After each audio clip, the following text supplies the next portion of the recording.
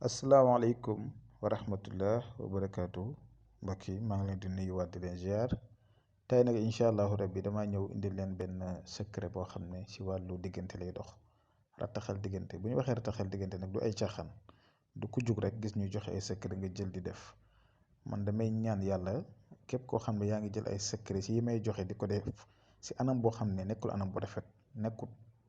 loo xam ne farataak tax a jug li ngay def yàlla boo si gis benn résultat. te xam naa ne boo si defee naka sut noonu itam wallahi lazim li ngay def doo si gis dara te dana la coûter cher kon secret yi dañ leen ko jox pour ngeen si faj seen soxla yi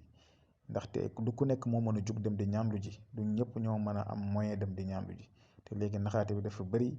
jamono ji fu mu teel nii juboo yombatut say boo gis bu commencé si ay jafe-jafe lay mujj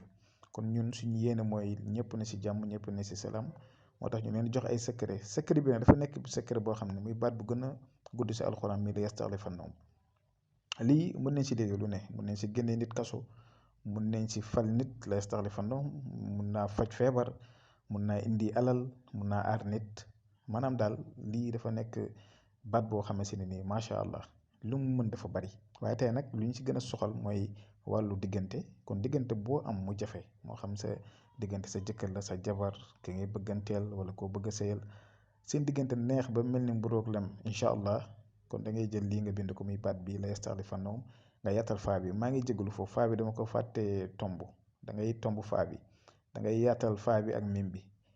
nga bind yow mi bëgg na sa tur ne si kaw ki nga bëgg turam ne si suuf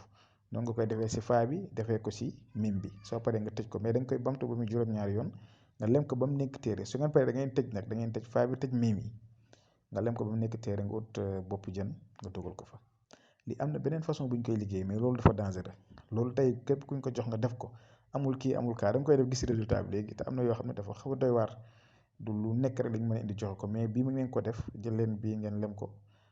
def ko si bopp jën ngeen suul ko ngeen bindaat si beneen boo xam ne da ngeen koy bind juróom-ñaari yoon da ngeen bindaat beneen la yastaxlifannahum boo xam ne da ngeen koy bind juróom-ñaari yoon yaatal faa bi ak mim bi mais boobu yow sa tur du si dugg ki bëgg turam du si dugg yow ki nga bëgg moom ngay duggal turam kese soo paree nga tëj ko nga def ko saafara nga di ko raayoo pendant juróom-ñaari fan incha allah soo ko defee bu soobee yàlla yonent bi jën boobu moom bu nebee rek da ngay gis ne